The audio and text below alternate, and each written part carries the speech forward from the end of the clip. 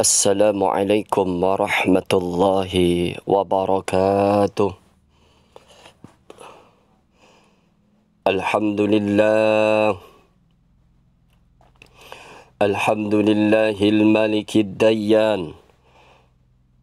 Wassalatu wassalamu ala Muhammadin sayyidi waladi adnan. Wa ala alihi wa sahbihi wa sallim ajma'in.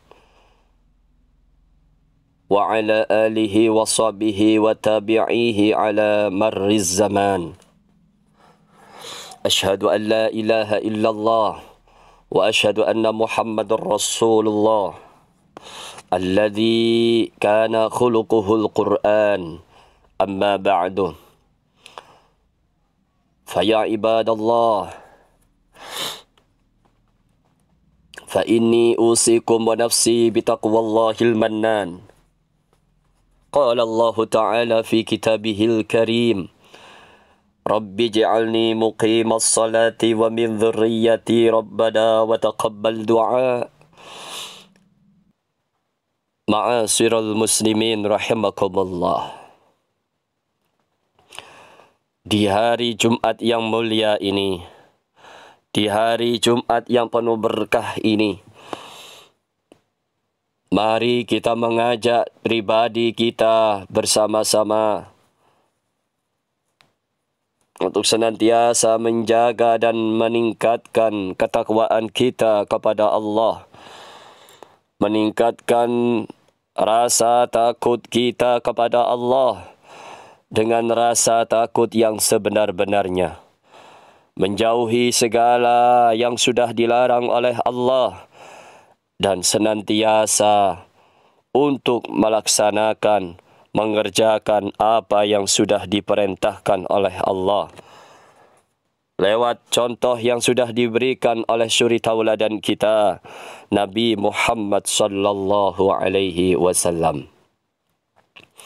Karena dengan ketakwaan inilah Allah Subhanahu wa taala akan memberikan jalan keluar dari setiap permasalahan kehidupan yang sedang kita hadapi. Allah Subhanahu wa taala akan memberi kita kenikmatan yang berlimpah, memberikan rezeki yang banyak tanpa disangka-sangka dari mana datangnya. Ma'asyiral muslimin rahimakumullah.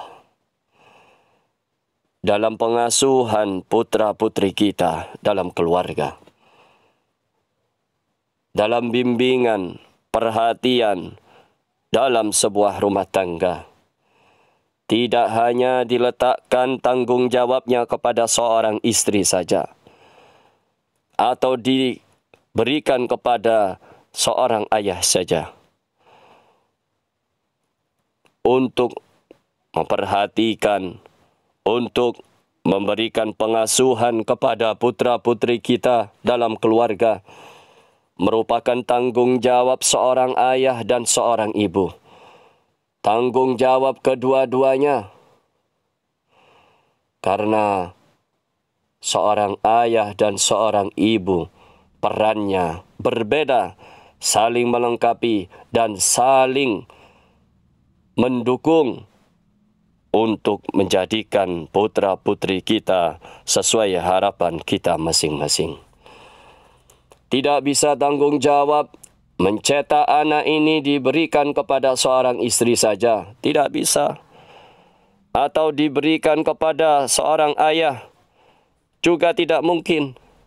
Karena antara ayah dan ibu perannya berbeda. Dan peran itulah yang sangat dibutuhkan oleh anak-anak kita. Saat ini banyak sering kita jumpai, sering kita dengar bahwa peran ayah sangatlah berkurang karena sibuknya di luar untuk mencari nafkah. Berangkat pagi, pulang malam, bahkan untuk bertemu dengan putra-putrinya pun jarang karena bekerja sangat jauh. Waktu banyak dihabiskan di luar. Begitupun juga saat ini peran seorang ibu juga kita lihat, kita perhatikan sebagian besar juga berkurang karena disibukkan untuk menutupi kebutuhan kehidupan. Seorang ibu juga bekerja di luar, sehingga kadangkala perhatian seorang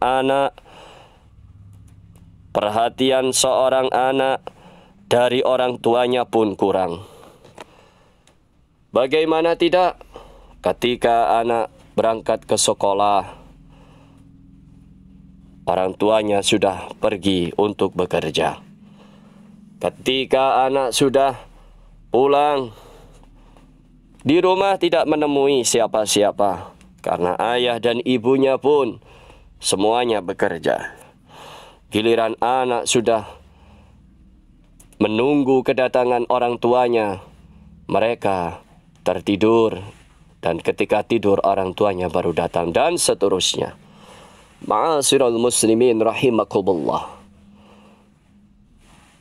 Terkait dengan peran seorang ayah dalam rumah tangga, sebagai orang muslim, kita memiliki pedoman berupa Al-Quran dan hadis. Bahkan kita memiliki teladan-teladan yang patut kita tiru dalam menjalankan bahtera rumah tangga. Cara mengasuh anak, Nabi kita Muhammad sallallahu alaihi wasallam, beliau begitu bertanggung jawab untuk mengurus anak dan keluarganya. Kedua orang tua bukan hanya istri saja atau suami saja, keduanya mesti terlibat dalam mendidik dan mengasuh serta selalu mengarahkan anak-anaknya menuju jalan Allah Subhanahu wa taala. Karena sesuai dengan firman Allah dalam Al-Quran surat At-Tahrim ayat ke-6, Ya ayyuhalladzina amanu qu anfusakum wa ahlikum nara waquduha an-nasu wal hijaratu 'alaiha wa malaikatun ghiladun shidadun la ya'sunallaha ma amarahum wa yaf'aluna ma yu'marun. Hai orang-orang yang beriman, peliharalah dirimu dan keluargamu dari api neraka yang bahan bakarnya adalah manusia dan batu. Penjaganya malaikat-malaikat yang kasar, keras dan tidak mendurhakai Allah terhadap apa yang diperintahkannya kepada mereka, dan selalu mengerjakan apa yang diperintahkan. Selain Al-Quran, terdapat beberapa kisah antara para nabi-nabi dengan anak-anaknya. Kisah itu penuh teladan, kehidupan yang bisa kita lihat, kita dengar, kita perhatikan. Perjalanan Nabi Ayub, apa saja yang sudah dicontohkan oleh Nabi Yusuf beserta saudara-saudaranya. Kita bisa melihat, membaca sejarah Nabi Ibrahim dan Nabi Ismail, juga kepada Luqman Al-Hakim ketika menasehati putranya. Ma'asyiral muslimin rahimakumullah. Kita bisa melihat bagaimana kedekatan ayah dan anak, bagaimana anak dapat berinteraksi, berkomunikasi, bercanda secara terbuka kepada ayahnya, dan bagaimana hubungan ayah dan anak ini adalah hubungan yang sangat dekat.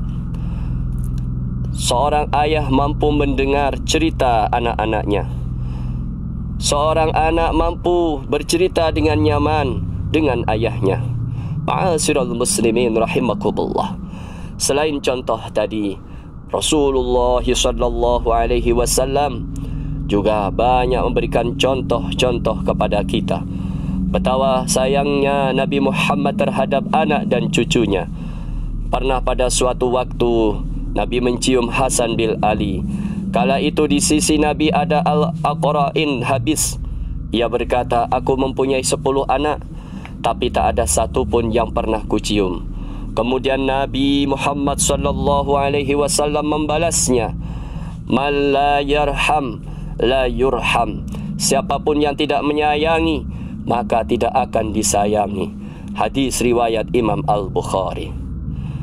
Selain itu, seperti yang sudah dicontohkan oleh Nabi kita, beberapa kali cucu Nabi ada di sekeliling beliau ketika beliau sedang sholat. Bahkan pernah Nabi memperlama sujudnya karena cucunya Hasan dan Husain naik di punggungnya. Ma'asyiral muslimin rahimakumullah.